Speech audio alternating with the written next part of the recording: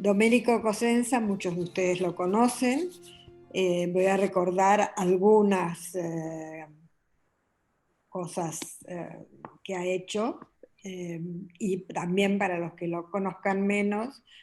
Es psicoanalista en Milán, Italia, es miembro de la Escuela Lacaniana di Psicoanálisis, es miembro de la Asociación Mundial de Psicoanálisis y es el presidente reelecto de la Eurofederación de Psicoanálisis. Ha sido AE, es docente del Instituto Italiano del Campo Freudiano, ha sido director científico de distintas instituciones terapéuticas dedicadas al tratamiento de los llamados trastornos alimentarios y ha escrito numerosos libros, varios de ellos traducidos al español. Voy a nombrar algunos: La comida y el inconsciente, que ha sido reeditado por la editorial NED en 2019, El muro de la anorexia, de la editorial Gredos en 2013, Jacques Lacan y el problema de la técnica en el psicoanálisis, de la editorial Gredos también de 2008. Dedicará su exposición a un tema de gran actualidad. El título que le ha dado es El virus analítico en el tiempo del confinamiento y del post-confinamiento. Le agradecemos también que haya aceptado colaborar con nosotros en la reflexión que es tan necesaria de lo que conlleva para nosotros como psicoanalistas la existencia de esta pandemia y todo lo que ha traído con ella. Me parece que nos ayudará y invito a todos a participar al final de la intervención de Domenico para que se pueda dar una conversación entre todos en la que la elaboración de las nuevas condiciones para practicar el psicoanálisis, tras nuestra común perplejidad inicial, es particularmente bienvenida. Y no intervengo nada más, quiero escuchar a Domenico, tengo mucha curiosidad de cómo va a plantear el tema y le damos ya la palabra. Muchas gracias, Miriam. Buenas noches a todos. Y estoy muy agradecido por la invitación a trabajar con vosotros en esta ocasión. Y esta noche estoy particularmente agradecido por el hecho de tener la ocasión de tratar un tema que nos pertenece a todos, ¿no? Que es muy contundente en este momento de nuestra vida individual y colectiva. Y será una intervención que se puede ubicar como una tentativa de pensar en la conjuntura presente en la cual estamos viviendo. Y he dado este título, el virus analítico en el tiempo del confinamiento y del post-confinamiento, porque mi interés en esta ocasión era precisamente poner en evidencia la especificidad de las respuestas del psicoanálisis en el tiempo que estamos viviendo, caracterizado por esta pandemia, que se presenta como una pandemia muy compleja, ¿no? Que nos presenta varios momentos diferentes de manifestación en Europa y en otros lugares del mundo. Estamos viviendo en particular en este momento en Europa una vuelta de la pandemia de una manera muy fuerte, por esto se habla de una segunda ola muy potente que está produciendo desastres en toda Europa, ¿no?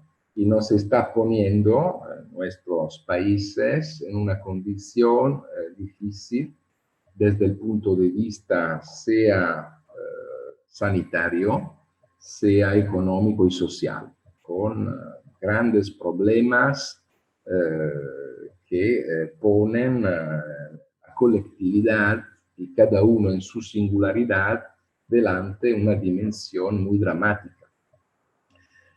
Por esto me parece muy importante intentar decir algo respecto a esta conjuntura particular y sobre todo intentar decir algo respecto a cómo el psicoanálisis se ubica en este momento histórico tan particular, tan difícil, en un cierto sentido inédito respecto a su historia, y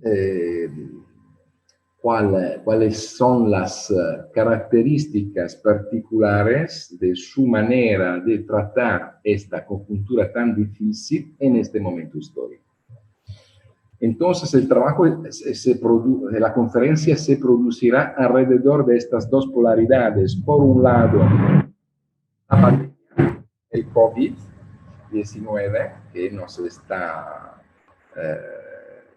caracterizando nuestras vidas como un significante central de todos los discursos que escuchamos, desde cuando empezamos la mañana hasta cuando nos vamos a la cama en la noche, y yo diría también en varias situaciones en los sueños que se producen, que los pacientes, los analizantes también producen y nos llegan hasta la consulta para que podamos, junto con los pacientes que nos llevan, nos traen estos sueños, trabajar con estos alrededor de la función perturbadora que produce este significante fundamental del discurso de este momento histórico, este S1, que nos está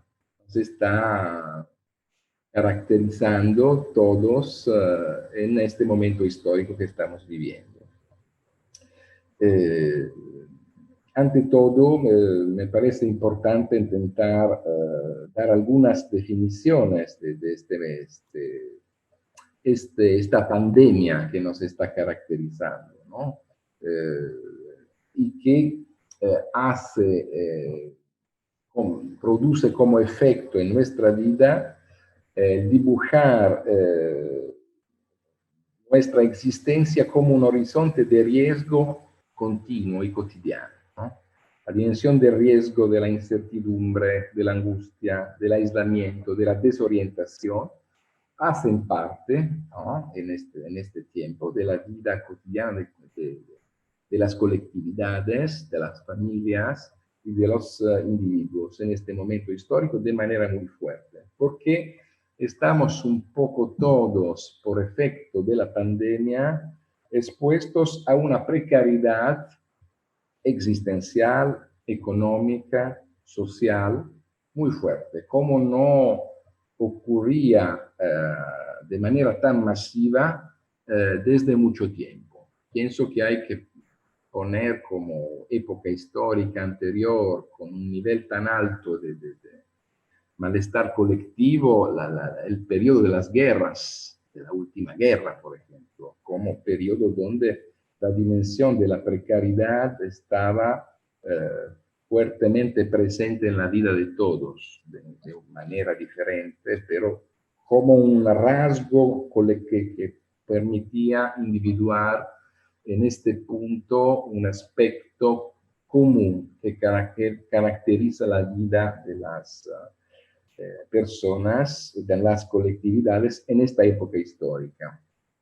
Entonces, intentaría dar algunas posibles definiciones de lo que estamos viviendo en relación con esta pandemia, intentando ubicar algo desde el punto de vista de la conceptualidad del psicoanálisis.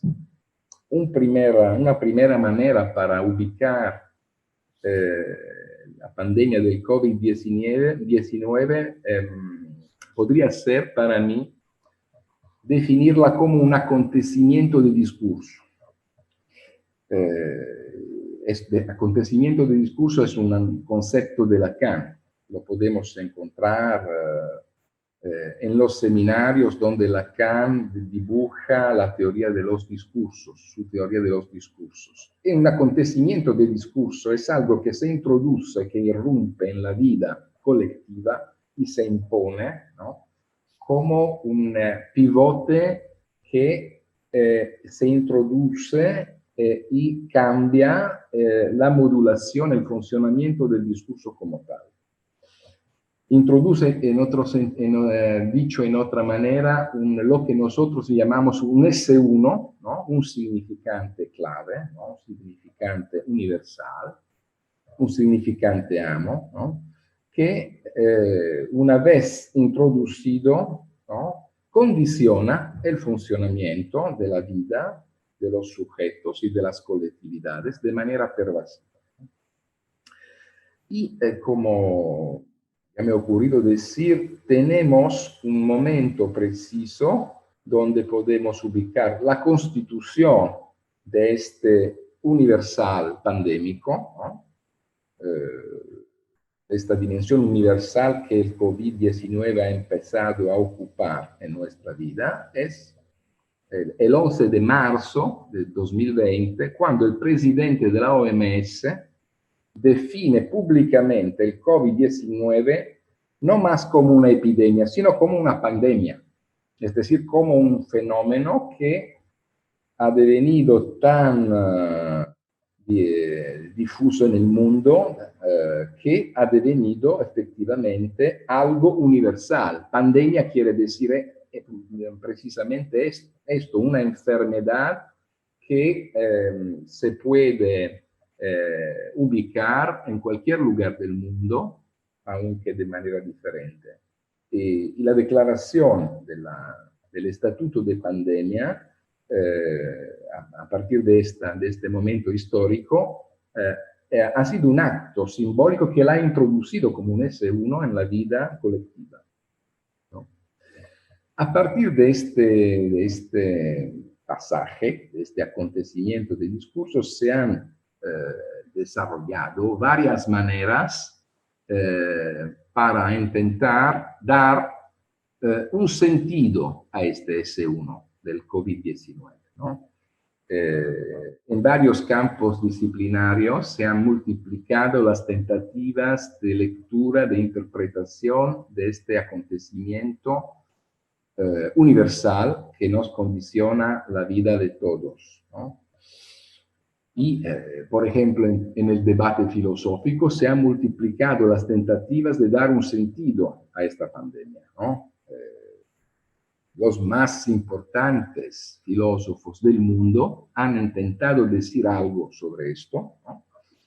Pero fundamentalmente la operación que han hecho, ¿no?, pienso a Agamben, a Zizek, al filósofo coreano Byung-Chul Han y a otros filósofos que se han pronunciado sobre esto, han intentado reconducir lo real implicado en esta pandemia en el marco de la teoría filosófica fundamental que estos autores están desarrollando desde hace mucho tiempo. Es decir, han intentado reconducir lo real de la pandemia al esquema fundamental de su filosofía, de su lectura del mundo, ¿no?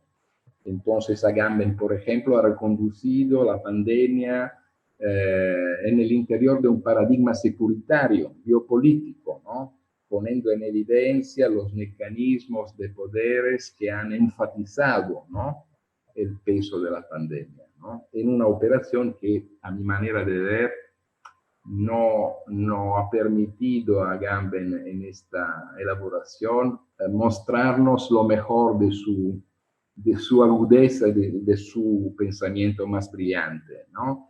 Ha sido una operación un poco forzada, ¿no?, como la que ha sido, hay que decirlo, según mi lectura, lo de la mayoría de los filósofos que se han pronunciado sobre la pandemia, ¿no?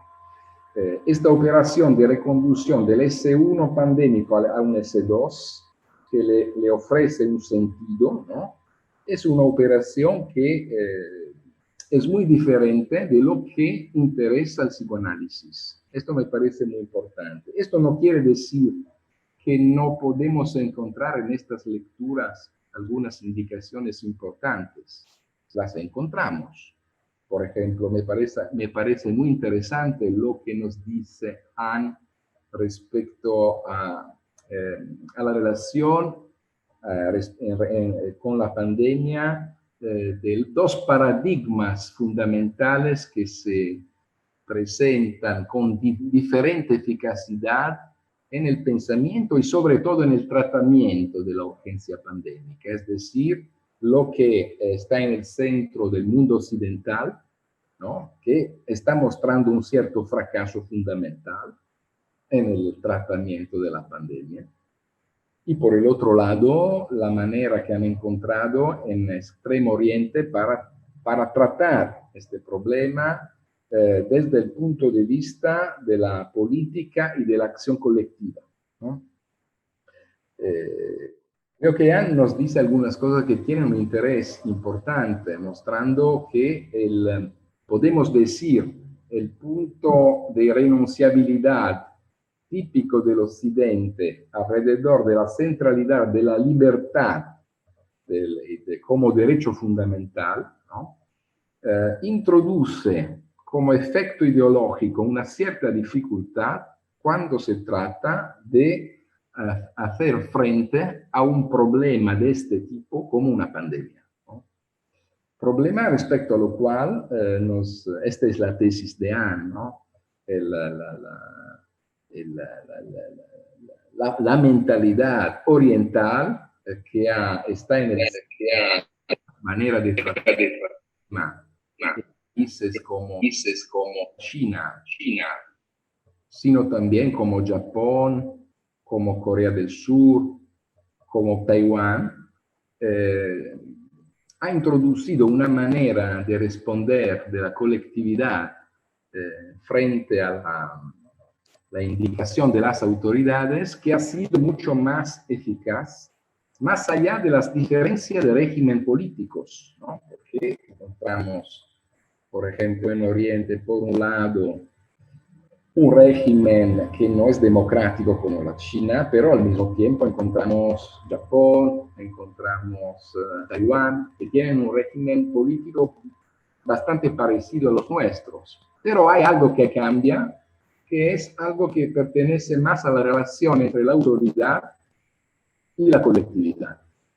Punto donde la respuesta en Occidente y en Oriente respecto a la cuestión de cómo tratar la pandemia ha sido verdaderamente muy diferente, ¿no? Y ha producido una eficacidad de intervención muy fuerte.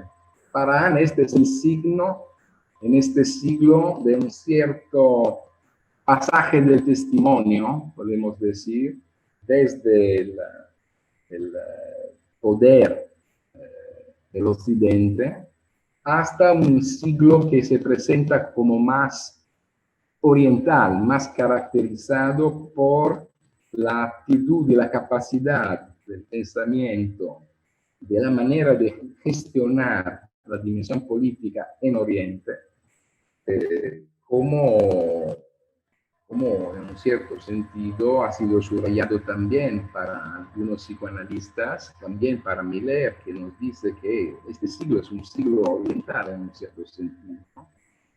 Y que efectivamente presenta en la manera de responder a la pandemia el Occidente en una posición de declino y de dificultad a encontrar un punto de orientación. Se trata de un aspecto interesante, sin duda, así como es interesante otra perspectiva que nos llega desde la filosofía. La idea, por ejemplo, que desarrolla otro autor, ¿no? Preciado, respecto al cambio de la dimensión de la frontera en la experiencia que la pandemia nos está haciendo hacer donde se ve muy bien cómo la frontera fundamental que se impone en la vida colectiva está por el cuerpo mismo, y la mascarilla funciona casi como una frontera que está estrictamente conectada con el cuerpo de cada uno, ¿no? Frontera difícil, frontera complicada, porque está expuesta al riesgo del contagio continuamente, cada día, en cada momento. Estas lecturas se presentan como lecturas interesantes, pero mi tesis, mi idea es que la perspectiva del psicoanálisis es muy diferente respecto a estas perspectivas, porque es una perspectiva que no interroga, no se relaciona con el S1 pandémico en la tentativa de encontrar un S2, es decir, en la tentativa de encontrar un sentido, ¿no?, que nos puede explicar, de una cierta manera, el S1 inicial. Lo que más orienta el psicoanálisis es otra perspectiva, es más bien la relación entre este S2, S1, entre este significante amo, y lo real que está en juego en esta relación. Este eje me parece caracterizar mucho más la perspectiva del psicoanálisis en su manera de relacionarse a la cuestión de la pandemia y de lo real que está en juego en la pandemia. Esto me parece un punto efectivamente que hay que tener en cuenta. Y respecto a esta relación, ¿no?, entre el S1 pandémico y lo real, me parece importante tomar dos perspectivas. Una primera perspectiva es una perspectiva más general, es decir, cómo podemos leer desde el punto de vista del psicoanálisis lo real de la pandemia, ¿no? Esta es la pregunta que nos podemos hacer. Ante todo es importante, yo creo, diferenciarlo respecto a la manera que tiene la ciencia de pensar lo real en juego en la pandemia. Se trata de dos reales diferentes, lo real de la ciencia y lo real del psicoanálisis. No son el mismo real.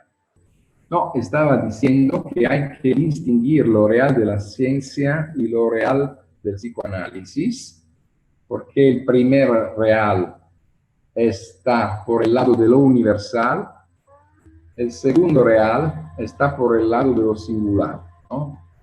Y el psicoanálisis se interesa a lo singular, a lo que está fuera de la ley universal, fuera de la ley de la física como ciencia, ¿no?, por ejemplo. Y respecto a esto, hay dos dimensiones que me parecen muy interesantes a subrayar. Una primera dimensión pertenece más a la dimensión colectiva, ¿no? Y yo la encontré en una formulación que podemos aislar en el último curso de Jacques-Alain Miller, cuando nos habla de, utiliza un concepto que por primera vez lo encontré, nunca lo encontré en otros lugares, nos habla de acontecimiento de tierra para hablar de fenómenos naturales, colectivos, que introducen una perturbación en el funcionamiento de la vida misma, ¿no?, y que no se dejan integralmente reconducir a una ley universal, ¿no? Esto me parece un punto muy importante. Y es lo que os propongo, utilizar esta noción de acontecimiento de tierra, ¿no?, para intentar leer desde la perspectiva del psicoanálisis lo que está pasando, ¿no?, en el nivel del COVID como fenómeno global, colectivo, ¿no?, mundial, en un cierto sentido. Y esto lo podemos encontrar en una clase del último curso de Jacques-Alain Miller, el serie 1, ¿no? Pero es algo que retoma una perspectiva que encontramos en Freud y en Lacan. Por ejemplo, en Freud, cuando Freud escribe Más allá del principio del placer, hace de esta tendencia hacia el inorgánico una dimensión que no es solo una dimensión que pertenece a la singularidad del individuo. Hace de esto también una dimensión, en un cierto sentido, que pertenece a la naturaleza como tal. Hay algo en la naturaleza que no se escapa estructuralmente, en un cierto sentido, ¿no? Que no se deja atrapar integralmente a través del descubrimiento de las leyes científicas, de la física, por ejemplo. Y también en Lacan lo encontramos esta dimensión en el seminario 23, cuando nos habla de la naturaleza como algo que no se deja reducir a las leyes de la ciencia, a las leyes de la física. Hay algo que se coloca fuera de las leyes de la ciencia, en cierto sentido, ¿no?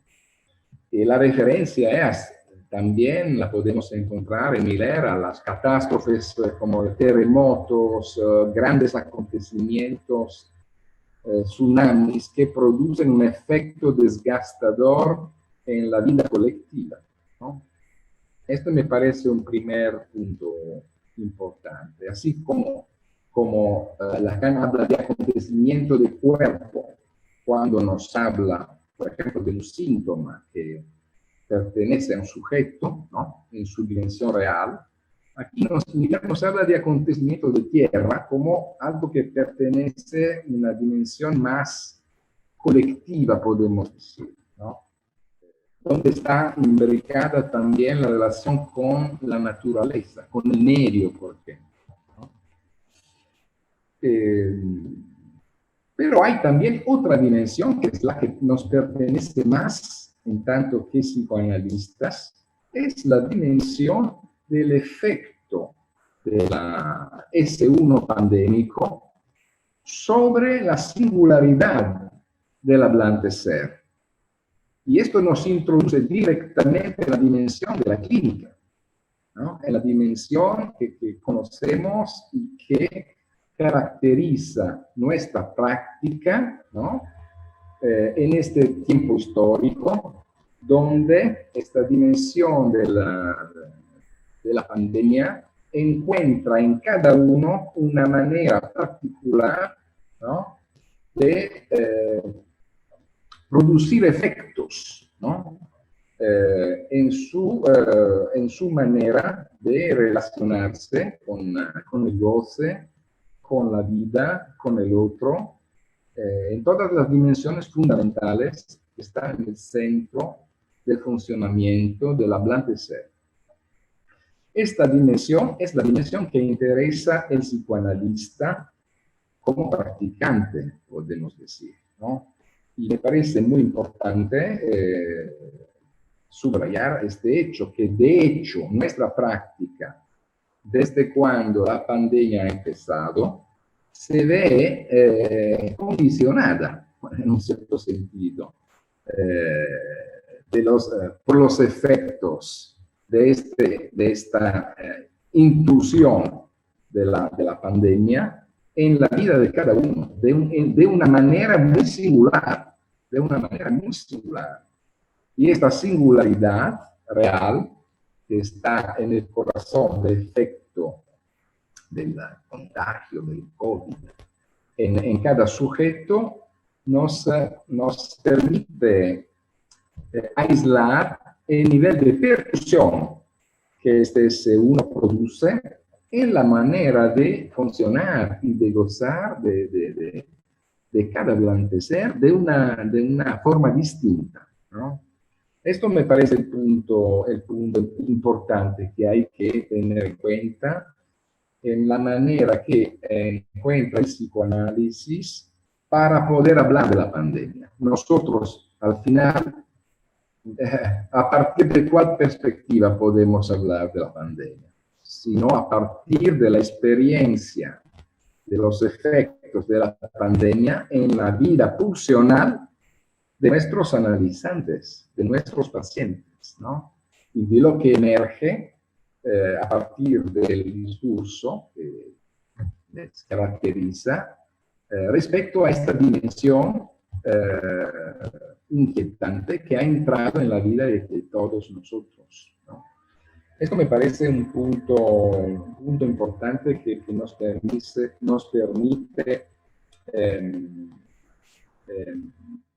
decir algo respecto a la especificidad de la perspectiva del psicoanálisis cuando habla de esta dimensión, ¿no?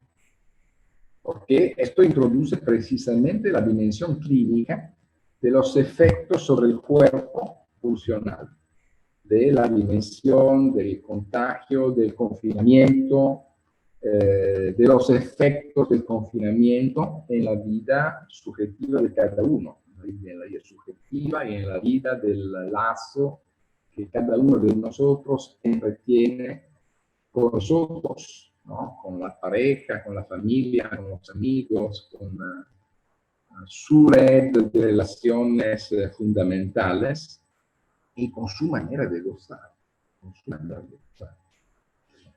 En este sentido se presenta este periodo como un periodo muy precioso clínicamente, porque nos permite precisamente trabajar en nuestra clínica recogiendo los efectos funcionales de la pandemia en los sujetos que encontramos en nuestra consulta. Y eso me parece un aspecto que hay que poner en evidencia como la perspectiva específica del a partir de la cual el psicoanálisis puede hablar, ¿no? De manera fuerte de lo que está pasando con la pandemia COVID-19, ¿no? En este momento histórico.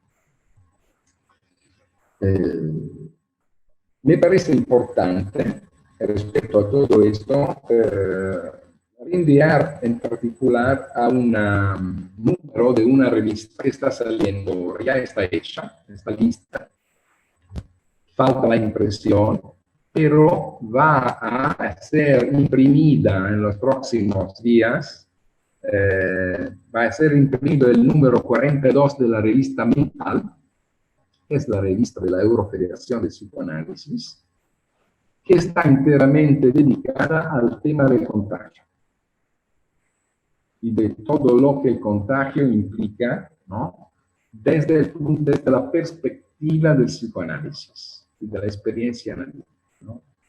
El título que al final ha sido elegido para este número es Contagion partout des épidémies. El contagio, epidemias en cualquier lugar, ¿no? Esto es un poco el tema clave, ¿no? De este número que habla de manera específica y directa de los efectos COVID-19, ¿no? En la clínica, ante todo, pero en particular toma la cuestión del contagio también desde otra perspectiva, es decir, en un cierto sentido, estructura su discurso en la relación entre, por un lado, el virus pandémico, ¿no? Podemos decir, el COVID-19, y por el otro lado, el virus de lo cual estamos todos contagiados en nuestra formación, el virus analítico, ¿no? Me parece muy importante, entonces, introducir esta tensión entre estas dos dimensiones. ¿Por qué hablo de virus analítico? Bueno, es algo que pertenece allá a la palabra de Freud, así como ha sido transmitida, ¿no? En la ocasión de su viaje a Estados Unidos, ¿no? Es Lacan que nos hace conocer esta frase de Freud, ¿no? Diciendo que ha sido Jung a decírsela, ¿no? A Lacan, porque cuando estaba cerca de llegar a Nueva York, viaje que Freud había hecho con Jung, la frase de Freud a Jung fue precisamente: no saben que le estamos llevando la peste. Esa es la frase freudiana famosa, ¿no? que Lacan nos restituye en el texto clásico la cosa freudiana, ¿no? Hablando precisamente de la peste psicoanalítica en un cierto sentido, es decir, de algo que con su introducción producirá un efecto de cambio fundamental en la sociedad, ¿no? Me parece un punto muy importante esto, ¿no? Punto que ha sido retomado, ¿no?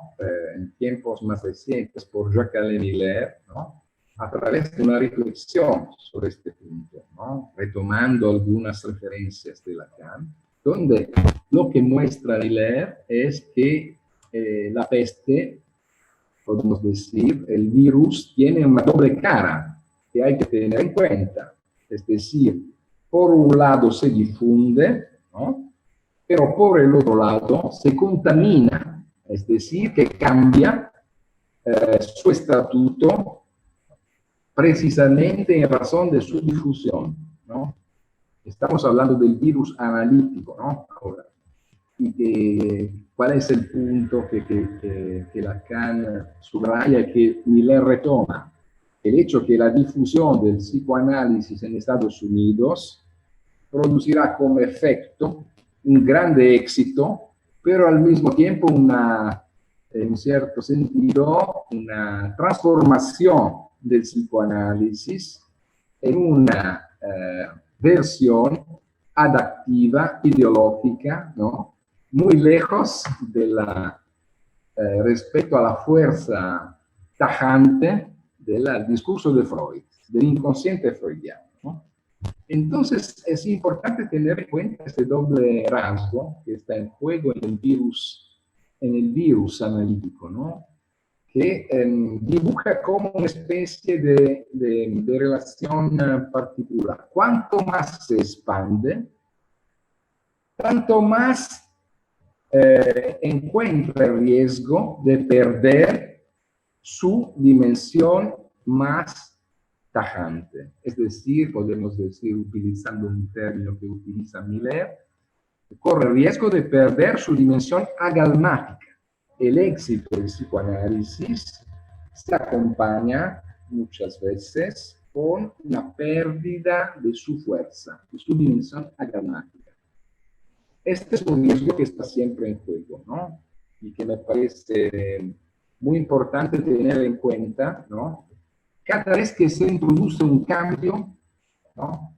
En la experiencia de transmisión del psicoanálisis o de práctica del psicoanálisis. Este doble vertiente que siempre hay que tener en cuenta, ¿no? La expansión por un lado, pero por el otro lado el riesgo de perder la calma, ¿no? ¿De acuerdo?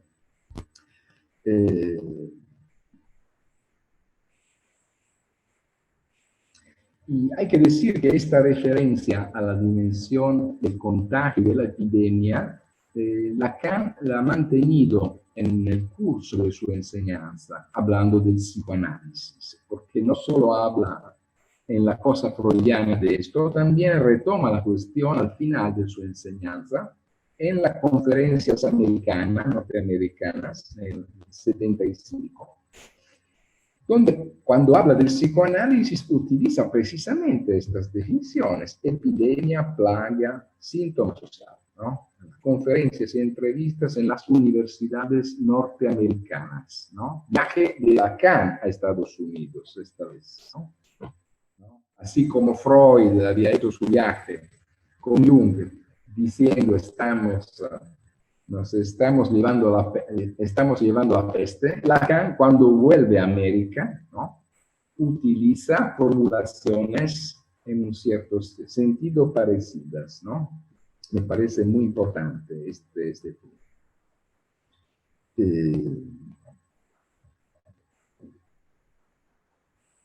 ¿Cuál es el problema que subraya Miller? Me parece muy interesante, ¿no? En este texto que que estará publicado en este número de Mental y que está en el interior del curso de Miller, Un esfuerzo de poesía, ¿no?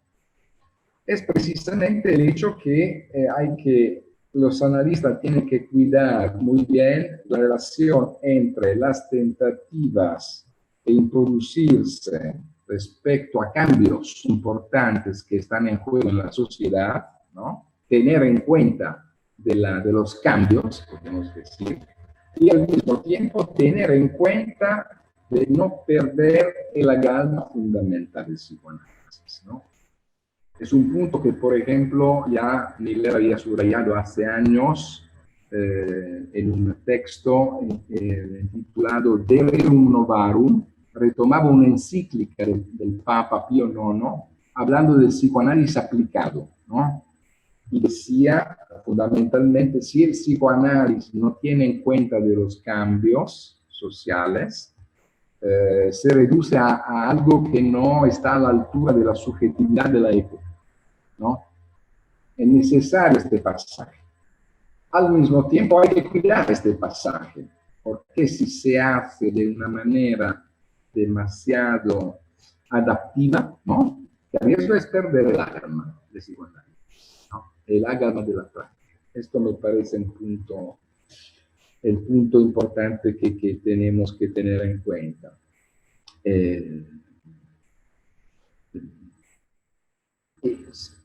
Es importante decir algo respecto a esta dimensión podemos decir, de virus analítico, porque ¿en qué consiste este virus analítico en su manera más radical? Es de lo cual nosotros hacemos experiencia, es decir, que llegados en un cierto nivel del encuentro con el psicoanálisis produce los que en su vida encontrarán el deseo del analista como un cambio fundamental en su manera de funcionamiento liminal, ¿no? En estas personas se producirá una mutación verdadera. El efecto de este virus en los que se forman al psicoanálisis es la experimentación de una mutación en la economía del deseo, ¿no? Entonces, el virus analítico, en un cierto sentido, es algo que caracteriza, en un sentido vitalizante, podemos decir, los psicoanalistas, ¿no? Es un virus que no pasa, que se queda toda la vida cuando llega a este nivel de mutación que pertenece a la economía del deseo y el funcionamiento del goce en el psicoanálisis. Esto me parece un punto fundamental, ¿no? Cuando habla de este virus analítico, dice es un virus que pertenece lo incurable, ¿no? Residuo real que está en el corazón de nuestra manera de desear, ¿no? Es este virus respecto a lo cual el psicoanalista se queda en una posición de encuentro irreversible en un cierto sentido, ¿no? Me parece de verdad fundamental este pasaje. Ahora, intentamos poner esta cuestión en la actualidad, en el vivo de la actualidad, ¿no? ¿Cuáles han sido las implicaciones del COVID respecto a la vida de los psicoanalistas, ¿no? Y del psicoanálisis? Ha sido algo contundente, porque ha producido el efecto en el periodo maduro del confinamiento, sobre todo, pero también en el tiempo sucesivo al confinamiento ha producido problemas, ¿no? Ha producido el efecto de poner la dimensión fundamental de la experiencia analítica, es decir, la dimensión del encuentro, ¿no? Del encuentro real entre los cuerpos, ¿no? Del analista y del analizante, en una condición, por primera vez en la historia, de precariedad radical, sino de imposibilidad en un cierto momento de confinamiento, ¿no? Es decir, no se podía encontrarse, ¿no? En presencia, ¿no? Todas las autoridades indicaban a evitar los encuentros en presencia. Yo me acuerdo en marzo, abril, mayo, en Italia, prácticamente nel periodo del confinamiento duro, ¿no? Había devenido casi imposible poder encontrar a alguien en presencia, ¿no? Y esto me parece algo fundamental. Esto sea por el lado de la práctica, sea por el lado de la vida del psicoanálisis como discurso. Es decir, la transmisión del psicoanálisis ha devenido imposible en su forma presencial. Es lo que estamos experimentando en este momento, por ejemplo, ¿no? Estamos hablando a través de una pantalla, ¿no? Con todos los límites que esto implica, porque es problemático, altamente problemático, y será aún más problemático probablemente en las próximas semanas, encontrarnos en presencia, ¿no? Y poder hacer esta conferencia en una sala, ¿no? Delante de vosotros y luego ir con vosotros a cenar y a pasar momentos de socialización juntos, siempre muy agradables, ¿no? Porque la condición del virus no lo permite, no lo consente. El riesgo de contaminación trabaja contra la posibilidad del encuentro, ¿no? Y por esta razón, a partir de febrero de este año, han sido canceladas todas las actividades de todas las escuelas del campo freudiano. Yo me acuerdo, primero fue en Italia, la jornada de cuestiones de escuela en Rimini el 29 de febrero, todo estaba ya listo, pero fue imposible hacerlo, porque se decretó el confinamiento en Italia. Esto no permitía ninguna actividad congresual, ninguna reunión en presencia. Y a partir de ahí, todos los congresos han sido anulados, ¿no? Incluido el congreso de la AFP, que ha sido desplazado la primera vez, anulado la segunda vez, ¿no? Y las asambleas de las escuelas, ¿no? Ahora la journée de CEF, que se podrán tener solo en la forma electrónica, por Zoom, por primera vez en la historia, ¿no? Esto es un cambio extraordinario, ¿no? Que estamos experimentando, ¿no? Que responde precisamente a la dificultad, imposibilidad de poder hacer una previsión, ¿no? En un tiempo razonable que nos permita decir con certeza este congreso se hará este día en este centro de congresos en presencia. Esto es imposible decirlo para nosotros en este momento, es algo muy fuerte, ¿no? Yo estoy organizando People para julio del 2021, pero no estoy seguro que se podrá hacer en presencia. Lo espero, ¿no? Espero que para julio 2021 la pandemia nos dará una tregua, que la vacuna habrá empezado a ser utilizada, pero no puedo afirmarlo con certeza, ¿no?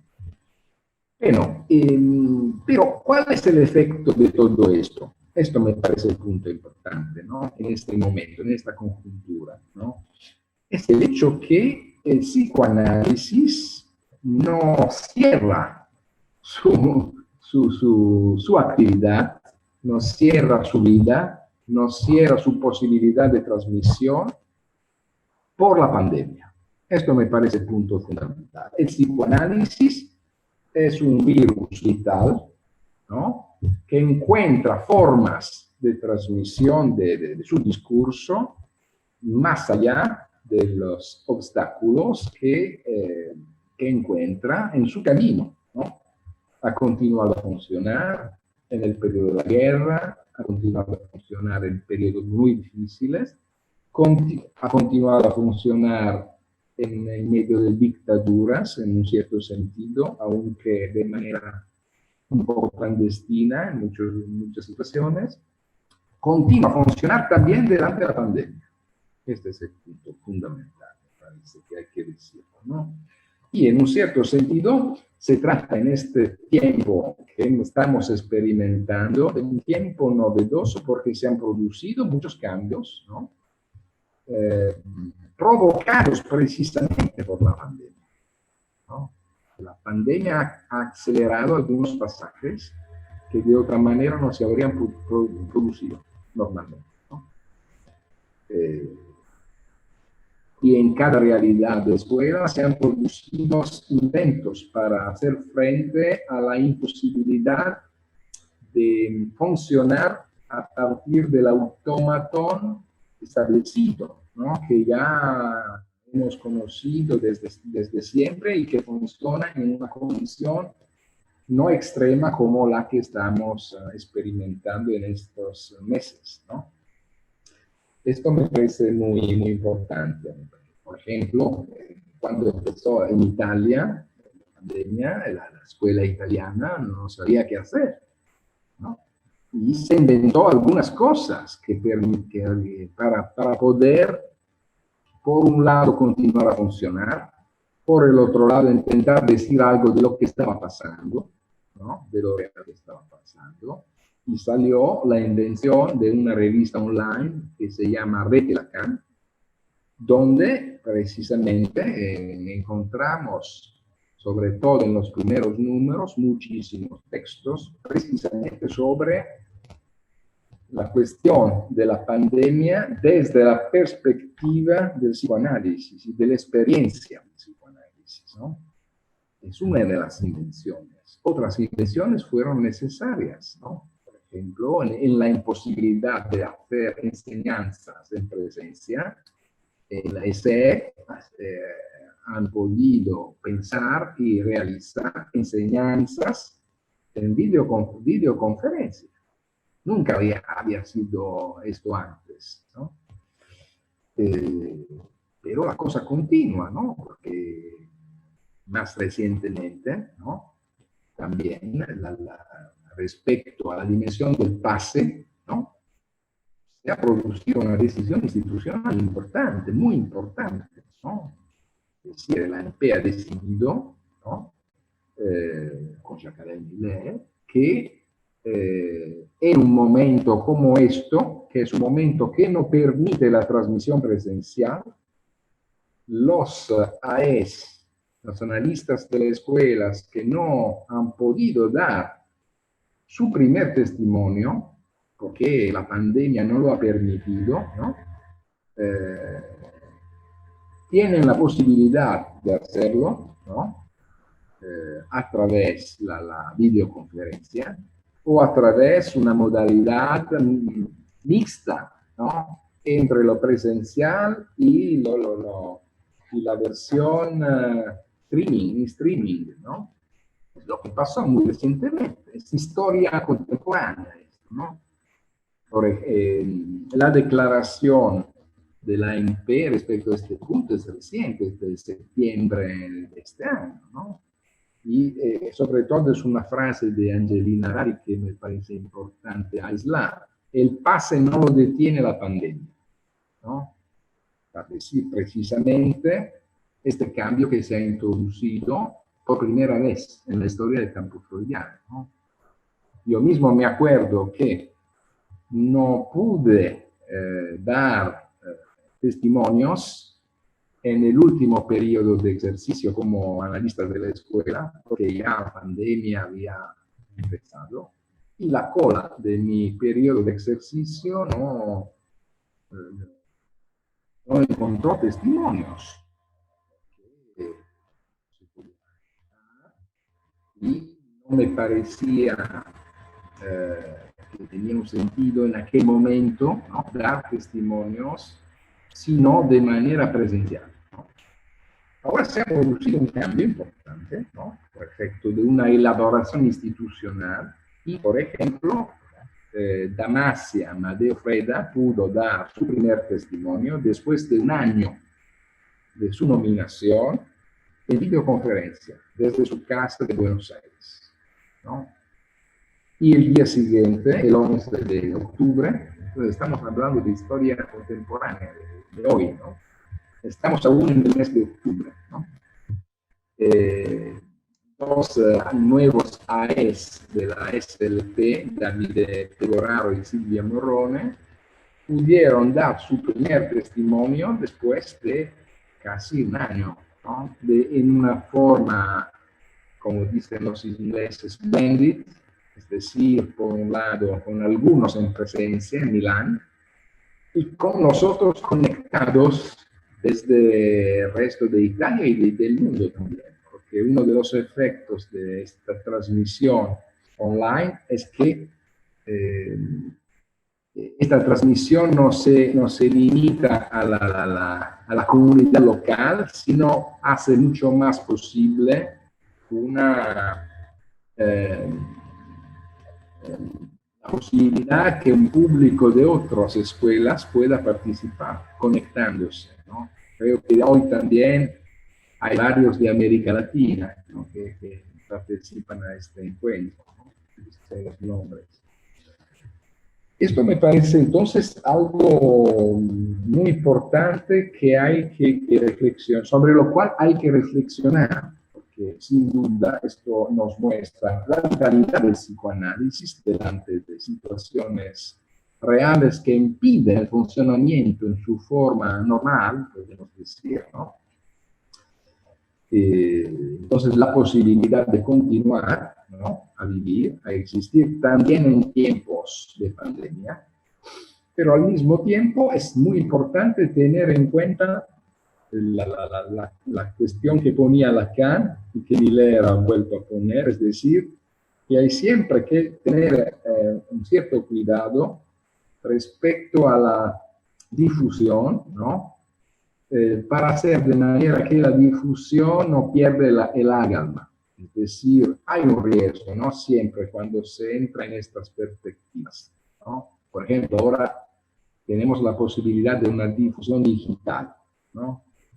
Esto en este momento es necesario, pero hay que tener cuidado que no devenga una manera de confort para poder transmitir el psicoanálisis,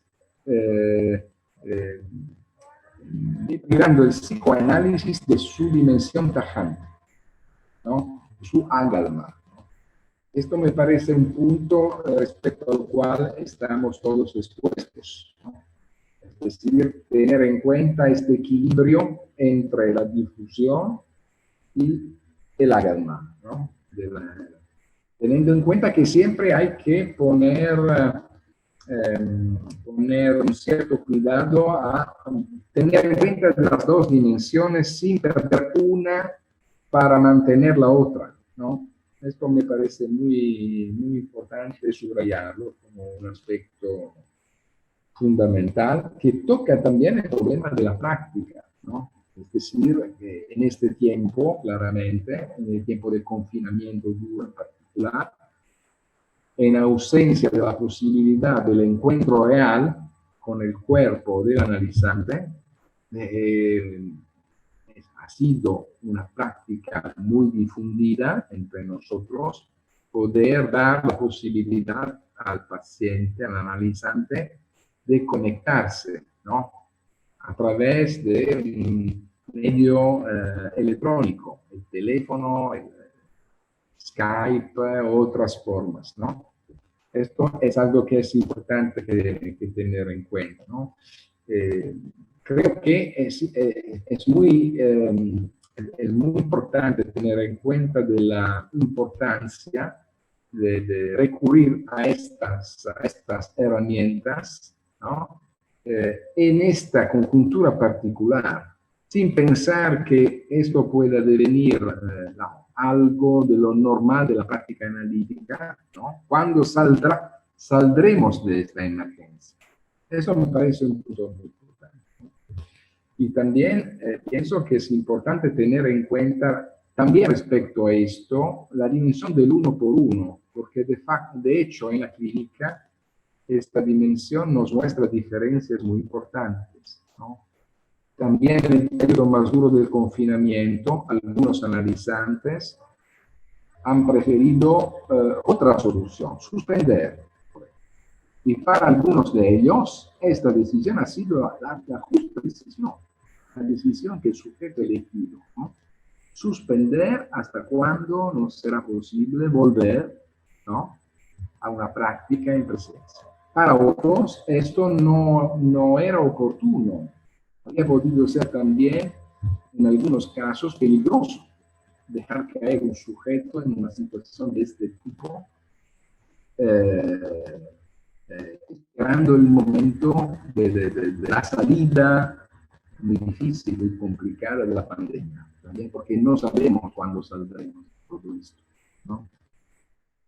Trata de una dimensión que no. Estamos en la condición de poder manejar. Entonces, se ve muy bien como una de las dificultades que tenemos en este tiempo, no solo nosotros, psicoanalistas, sino también todos, es poder hacer previsiones. No podemos hacer previsiones. También tomar un avión ha devenido una empresa. Tomar un avión è devenido una empresa. Yo lo he dicho otras veces, yo ya he tenido que echar a la basura 4 billetes de avión, porque al último momento no era posible viajar, o el avión encontraba un desplazamiento al último momento que no permitía razonablemente utilizarlo, ¿no? Entonces, creo que es importante tener en cuenta de todas estas cuestiones y sobre todo de esta dimensión del uno por uno, ¿no?, como algo esencial, como criterio esencial en también respecto a la cuestión de la práctica y de la utilización de medios electrónicos en la práctica clínica, ¿no? Hay que tener un cierto cuidado, ¿no? Sea en la perspectiva de cuando saldremos de la pandemia, será importante, por lo menos lo que pienso es cuanto antes volver, ¿no?, a encontrar al paciente en la consulta. Eso es fundamental, ¿no? Y tenerlo siempre como el horizonte, aunque cuando no es posible esto, tenerlo como horizonte, como una precu necesario que nos permitiera también poder entender lo que ha pasado, ¿no?, en la ausencia de estos encuentros reales. Creo que es muy útil también porque esta situación nos permite mejor poder pensar la especificidad, ¿no?, de la sesión analítica, ¿no?, como encuentro de cuerpos hablantes. Y creo que es una condición que nos permite desarrollar muy bien este punto de nuestra experiencia. Para nosotros, por lo menos, que tenemos una orientación en psicoanálisis, que es una orientación hacia lo real. Esto me parece muy importante. Si no hay una orientación hacia lo real, y se piensa que el psicoanálisis sea solo una práctica hermenéutica, podría también ser posible pensar a un análisis toda en digital. Pero el psicoanálisis de Freud y Lacan es un psicoanálisis que tiene una orientación hacia lo real y no permite, por lo menos, no permite con facilidad, esto es mi pensamiento, poder pensar de manera estructurada un tratamiento sin encuentro entre los cuerpos. Hay que tenerlos como dimensión al horizonte. Bueno, esto es lo esencial de lo que quería deciros y ahora espero las preguntas, observaciones, ideas, ¿no? Muy bien. Muchas gracias, Domenico. Me parece que mientras la gente va pidiendo la palabra, me gustaría señalar que has dicho de una manera muy clara y al mismo tiempo muy sugerente algunas cosas que no son del todo novedosas, pero la manera en que las dijiste me abrieron muchas, infinidad de cosas. Por un lado, me pareció muy iluminante la comparación que hiciste con la respuesta de la filosofía. Yo no había dejado de pensar algunas de las cosas en el sentido, por ejemplo, de el forzamiento por parte de Agamben fue muy, me parece tan brutal que se le veían las costuras, ¿no? Y me parece que en parte también con el coreano hay algo por el estilo en esta especie de elogio del oriental. Eh, pero me pareció muy sugerente la manera justamente en que reivindicabas nuestra posición diferente al plantearnos no tanto la relación S1-S2, es decir, el sentido, eh, sino justamente la relación S1 con el real. Y eso me abrió un montón de, de ideas. Y también me pareció muy interesante esta imagen, esta figura que tomaste el psicoanálisis como la peste, que esa sí la conocíamos, pero el modo, y yo creo que tú has tenido hacia el final una formulación que a mí me ha gustado más que la de cuidado con no perder el agalma, porque dijiste con no perder lo tajante del psicoanálisis.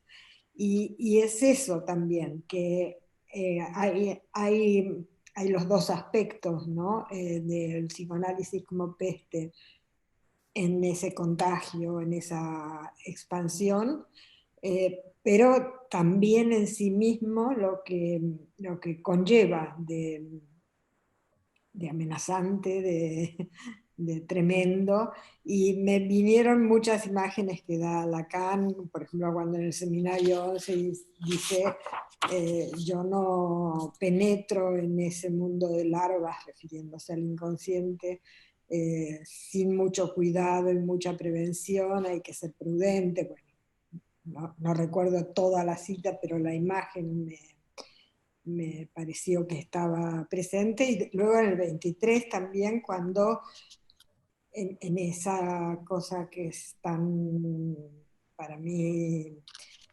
notable que hace muchas veces Lacan cuando se pregunta cómo es que no estamos todos locos, y cuando habla justamente de la intromisión de la palabra para todos, cómo nos sentimos todos que somos hablados, ¿no? Y en eso también está, las palabras que para él surgen ahí son cáncer de la palabra, plaga, en fin, un poco del mismo tipo, ¿no? Simplemente quería señalar que en estas dos cuestiones que has tratado para mí de una manera muy sugerente, se me abrieron vías, ¿no? Tendré que concretarlo más, pero me pareció muy interesante. ¿Hay alguna palabra ya pedida? Yo estoy en Buenas tardes, soy de Córdoba, de Leol, Argentina, soy miembro de Leol. Y bueno, uno de los beneficios secundarios de esta forma de trabajar, que es poder asistir a una conferencia tuya, Domenico, que por cierto muy esclarecedora. Quería agradecerte muchísimo, me encantó esta cuestión que subrayas de lo que es la difusión y el agalma, ¿no? De que ese equilibrio, esa tensión entre ambas cosas. Y acá en la Argentina lo primero que nos pasó frente al estupor de de golpe todo cerrado, fue qué hacemos con los pacientes y si lo que hacemos es psicoanálisis, no es psicoanálisis, y todos los debates en relación a eso me quedó clarísimo. La cuestión de lo tajante, que yo lo traduzco en lo que dice Miller en una fantasía, ¿no? Que el psicoanálisis es una práctica sin estándares, pero no sin principios. Y bueno, muchas gracias. Gracias. Gracias a ti. Bueno, vamos a dar la palabra a Amanda Goya. Bueno, lo primero es agradecerte porque pienso que todo lo que has dicho esta noche lo estábamos esperando. Es decir, que la lectura tan fina, tan aguda, tan lúcida que has hecho tomando los conceptos de Lacan, los conceptos de Miller,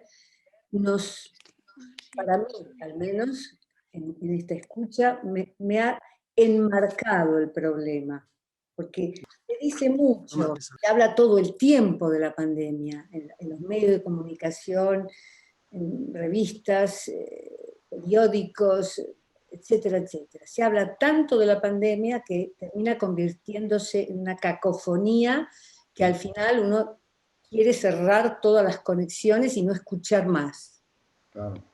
Tú has hablado realmente desde el psicoanálisis, has hecho una lectura, digamos, de este momento de la civilización que llama quizás a la pregunta acerca de cómo nombrar este nuevo paradigma.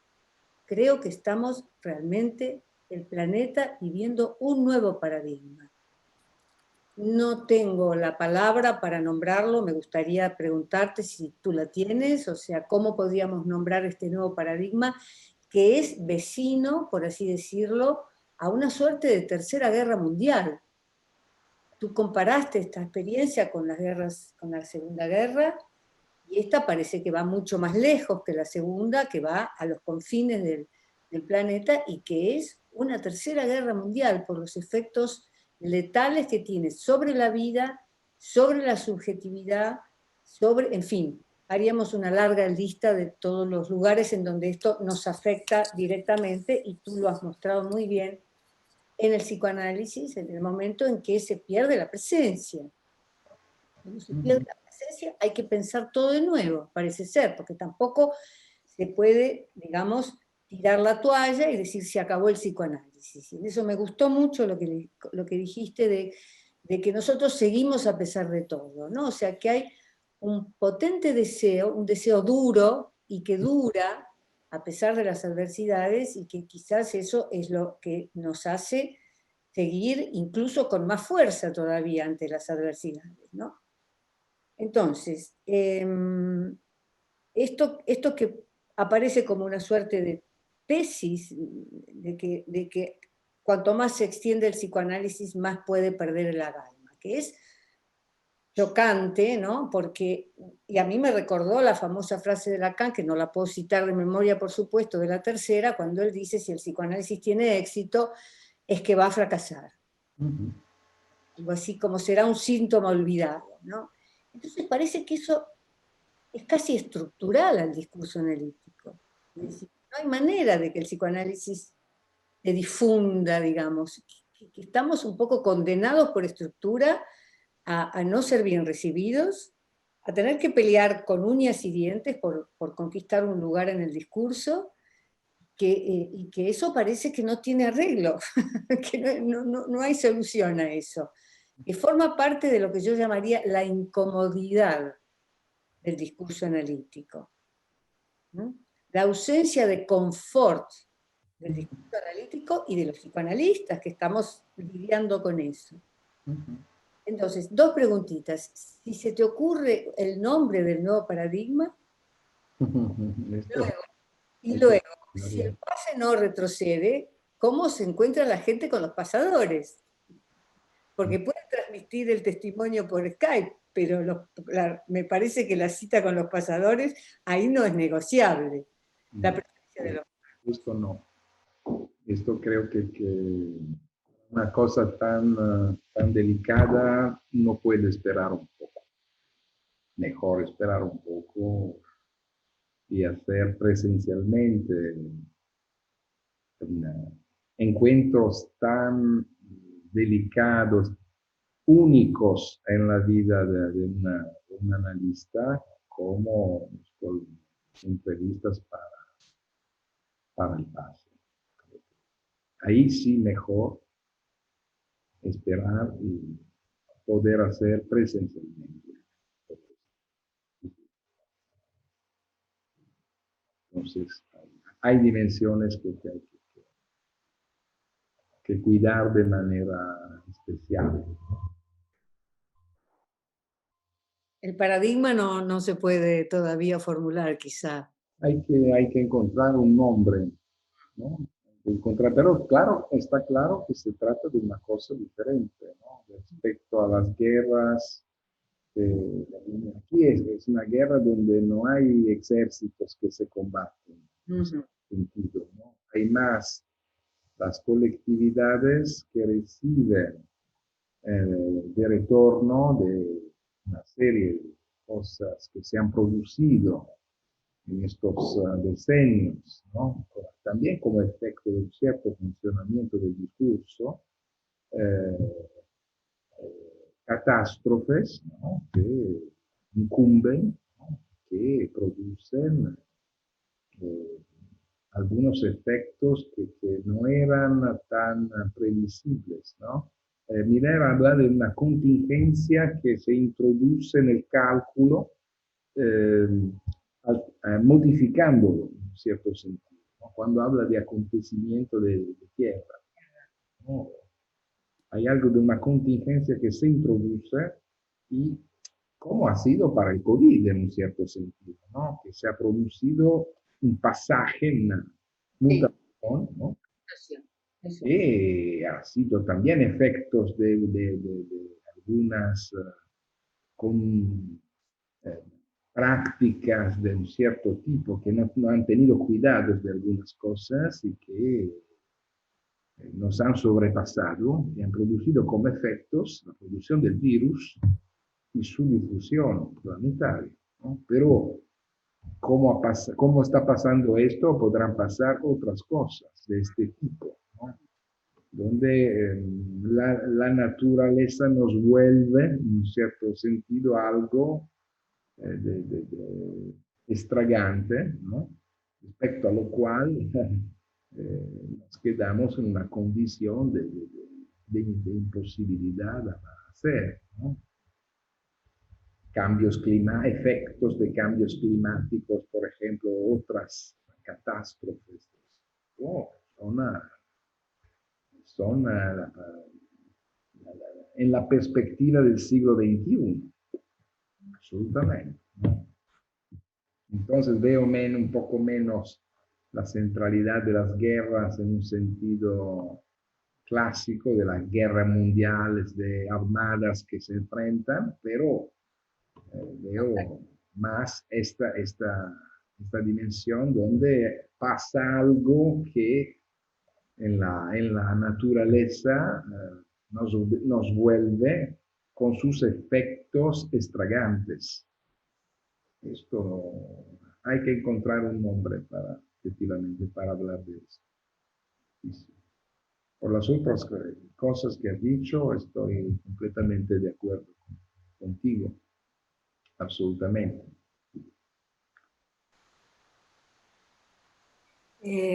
Estamos teniendo muchas palabras por el chat, que algunas están dirigidas particularmente a ti, agradeciéndote. Por ejemplo, una persona desde Lima, Inés Gabaldón, dice: pensar la presencia más allá del cuerpo, ¿qué ecos transmite una pantalla? Muchas gracias por este encuentro, me llevo preguntas muy interesantes. Hay otras palabras de este tipo, pero tenemos ahora nuevamente, me parece, Abraham Pliego. ¿Quieres intervenir? Antes que nada, pues mucho gusto a Domenico. Es un placer verlo, escucharlo, después de tantas lecturas Gracias. que he tenido. En fin, muy interesante su conferencia, algunas cosas muy confortables, digamos, para el trabajo, para la experiencia. En fin, da mucho para pensar, pero yo quisiera hacer una pregunta que me inquieta mucho en términos de la experiencia, de la práctica. A ver si puedo formularla. Digamos, ¿qué estatuto darle a los fenómenos emergentes en el acontecer como efectos del confinamiento y la pandemia sobre el fantasma y la estructura? ¿Cómo pensar lo que le está pasando al sujeto hoy, los fenómenos que aparentemente podrían considerarse como transitorios, emergentes, contingentes? ¿Cómo se puede pensar en términos de la estructura del sujeto y qué efecto podrían quizá tener en la estructura, no solo como efectos pasajeros, sino para pensarse en la estructura del sujeto? Y muchísimas gracias de antemano. Me parece muy importante esta pregunta. Me permite retomar lo que decía cuando hablaba de la relación entre el S1 pandémico y lo real en la clínica, ¿no? Porque efectivamente lo que se ve es que en el tratamiento el sujeto pasa desde la centralidad del S1 hasta su función en resonancia con lo que es más cercano a su dimensión estructural. Por ejemplo, el sufrimiento, la angustia que un sujeto puede experimentar delante al confinamiento, durante al miedo del contagio, si se deja hablar el sujeto, se llega antes o después al punto de resonancia que se uno encuentra en el fantasma subjetivo, en la neurosis, por ejemplo, o en el delirio, ¿no? En el delirio paranoico, ¿no? Se encuentra en el confinamiento, en muchos casos también un efecto de estabilización puede encontrar, ¿no? En el periodo de confinamiento duro en un cierto sentido, ¿no? Donde el persecutor está aislado fuera, ¿no? En el virus mismo, en un cierto sentido, ¿no?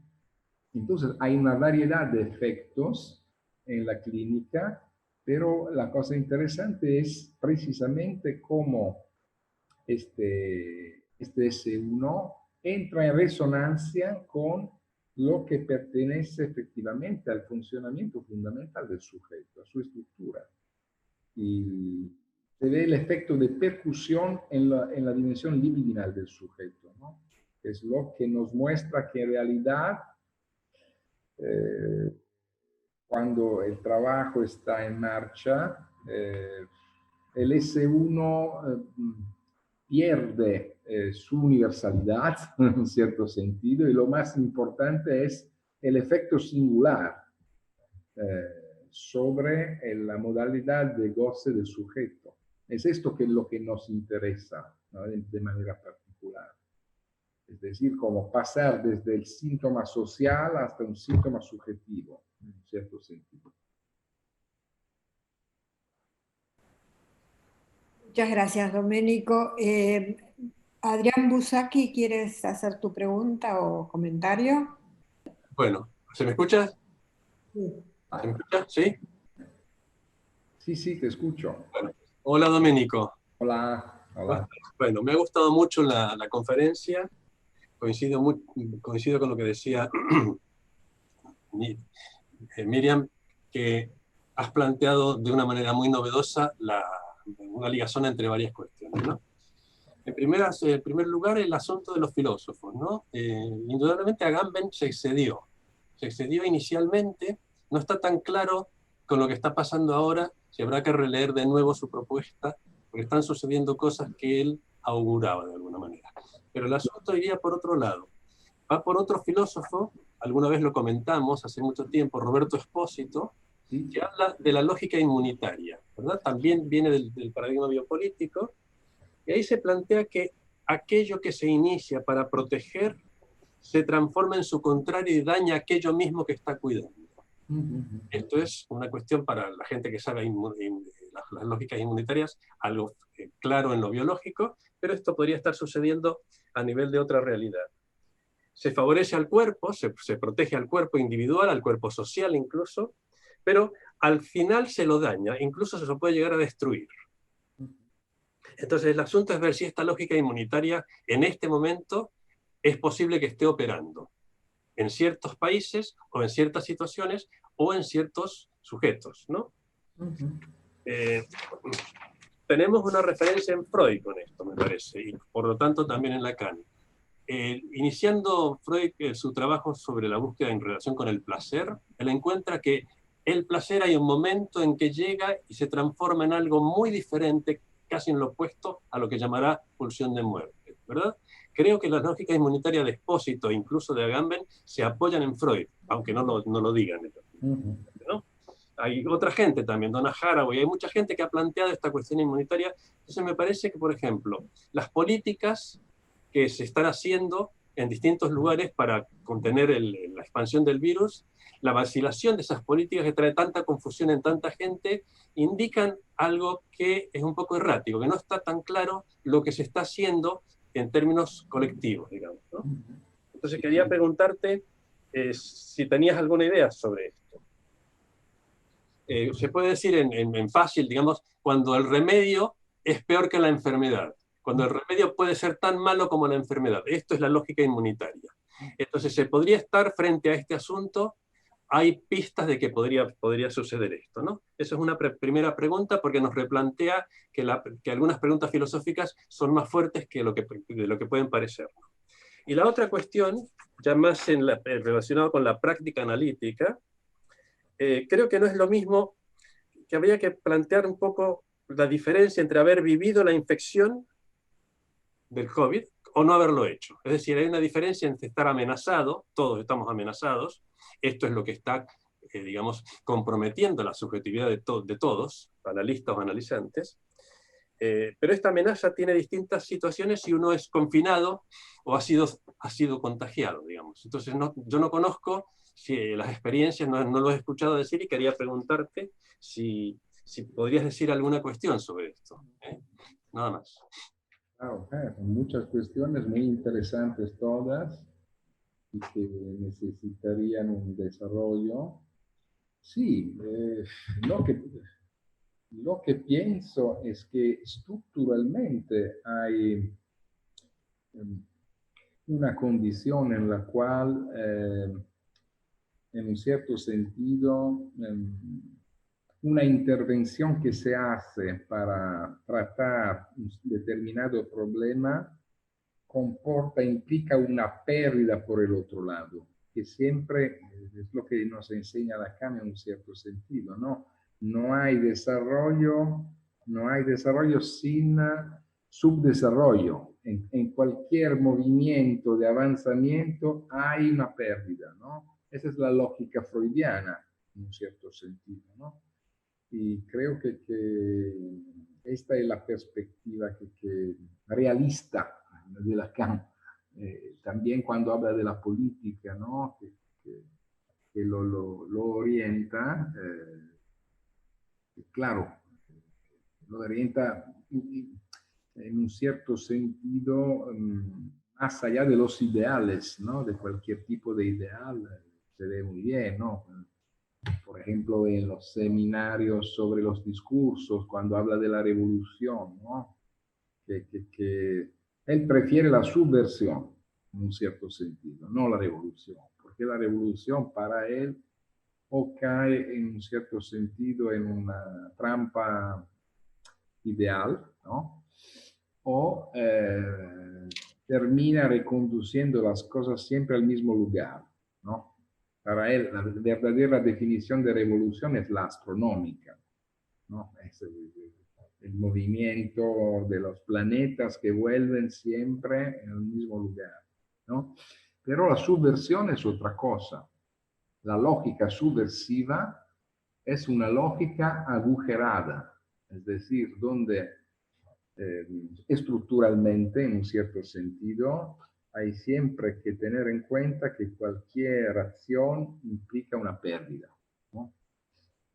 Creo que lo que orienta Lacan está más en este sentido, que creo que sí, habría que investigar si esta lógica es la lógica que, por ejemplo, Nietzsche piensa cuando dice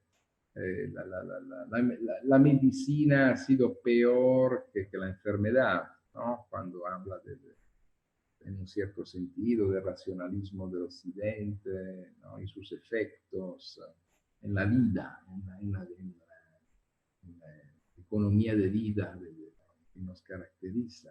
Habría que verlo, sí, sí. Sin duda es un punto que hay que investigar más. La relación entre esta lógica agujerada de la subversión, que es la propia de Lacan, y de Freud para Lacan, y la perspectiva inmunológica, ¿no? Esto que hay que efectivamente que investigarlo, ¿no? La sensación desde la primera salida de Agamben en esta cuestión del coronavirus ha sido un poco como una aplicación de un esquema, no sé, como de su esquema filosófico, ¿no? Pero efectivamente hay que ver, por un lado, todo lo que ha añadido en este discurso y cómo va evolviéndose la pandemia y su gestión. Esto seguro que hay que tenerlo en cuenta. Respecto a la experiencia, sin duda se trata de experiencias muy diferentes. Por ejemplo, en el número de mental que va a salir sobre el contagio, por ejemplo, hay un testimonio muy interesante de un colega que ha hecho la experiencia de la UDI, ¿no? En París, Jean-Daniel Maté, que ya ha sido publicada en Lacan Quotidien, pero la hemos vuelto a publicarla porque nos ha parecido importante. Y efectivamente, en su testimonio de la salida de esta experiencia y también en otros que he podido encontrar, hay dimensiones de experiencia muy particulares de los que pasan a través de la reanimación y la dimensión más radical de la enfermedad, ¿no? Hay también un nivel alucinatorio que entra en juego cuando están en el momento más duro de la experiencia. Entonces, no es la misma, tienes absolutamente razón, no es la misma. Los que están contagiados, los que están contagiados pero están asintomáticos, los que están contagiados y tienen síntomas, los que tienen síntomas graves que necesitan una hospitalización. Son situaciones diferentes, ¿no? Diferentes experiencias de los efectos de la pandemia en el cuerpo, absolutamente.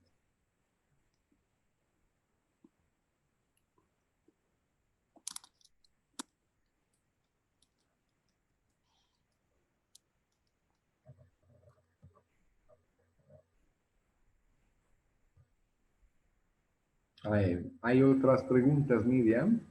Estoy esperando, yo no tengo... Sí, no la- sí, tenemos a Santiago Castellanos, que ha levantado la mano. Bien. Sí, ahora lo veo. Sí, gracias Domenico por la excelente conferencia. Santiago. Ha aportado una perspectiva muy importante que es la del psicoanálisis. Hay muchos autores que plantean que el ciclo en el que hemos entrado con la pandemia en realidad es un ensayo de lo que está por venir como un problema de civilización del siglo XXI. Es decir, que no es una cuestión de una coyuntura, de unos meses, de una vacuna, etcétera, sino que es un problema de civilización. Y me ha parecido muy acertado lo que has planteado desde el punto de vista de la perspectiva del psicoanálisis, cómo enfrentar este real sin ley. ¿Qué respuesta? Está lo real y la cuestión es de qué lado la respuesta. Cómo, desde la perspectiva del psicoanálisis, lo que más conviene es orientarse por el síntoma, es decir, no quedar del lado de la inhibición ni del lado de la angustia, sino por el lado del síntoma. Cómo sintomatizar esto y cómo pensar desde el punto de vista de la transmisión del discurso esto y desde el punto de vista de la clínica. Desde el punto de vista de la transmisión, bueno, estamos utilizando todas las escuelas, todo el campo freudiano, los medios tecnológicos. Es más factible, nos permite estos encuentros y los que tendremos que seguir organizando. Desde el punto de vista de la clínica, creo que es importante no perder de vista esto que has apuntado de la importancia de la presencia de los cuerpos, porque se trata de una clínica orientada por lo real del síntoma, es decir, por el cruce de los cuerpos funcionales. Y aquí hay una deriva de la modernidad, que es el postulado de los tratamientos online, Claro. a la cual no hay que ceder, más allá de que me parece muy correcto y adecuado que los usemos cuando haya que hacerlo, pero al mismo tiempo no perder de vista la perspectiva de que lo que se trata es de una clínica del goce y para eso tiene que estar el cuerpo.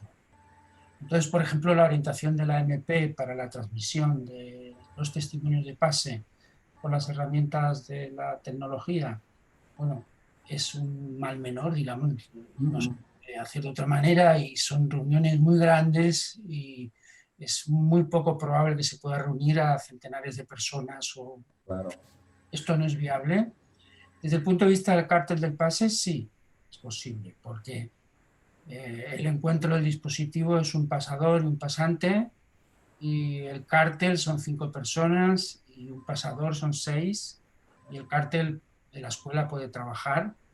En este momento justamente no, porque no se puede realizar ninguna movilidad, pero en las ventanas en las que es posible la movilidad, pequeñas reuniones de 5 o 6 personas se pueden hacer y se seguirá trabajando con esa orientación de seguir manteniendo la importancia de la presencia para el funcionamiento del dispositivo.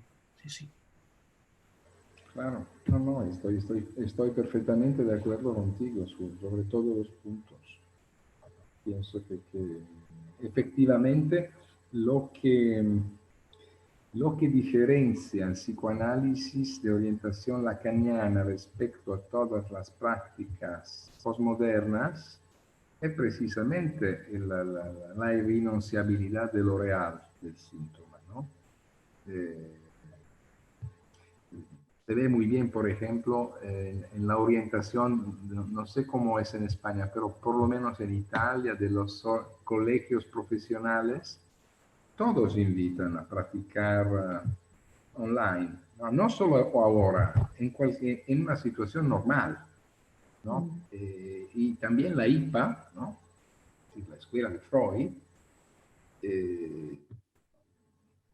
empezado a abrir a esta posibilidad de un psicoanálisis solo por vía electrónica, en un cierto sentido, ¿no?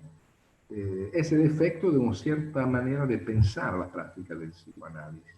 Pero para nosotros, si al centro ponemos lo real del síntoma, es claro que el encuentro con el cuerpo tiene que estar en el centro, por lo menos al horizonte. No es posible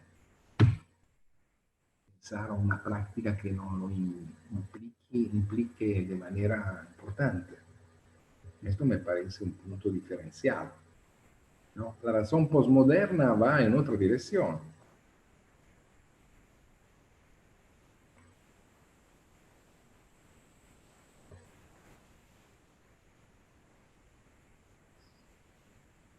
¿Alguien más quiere intervenir?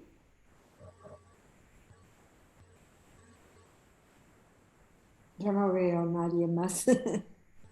Bien.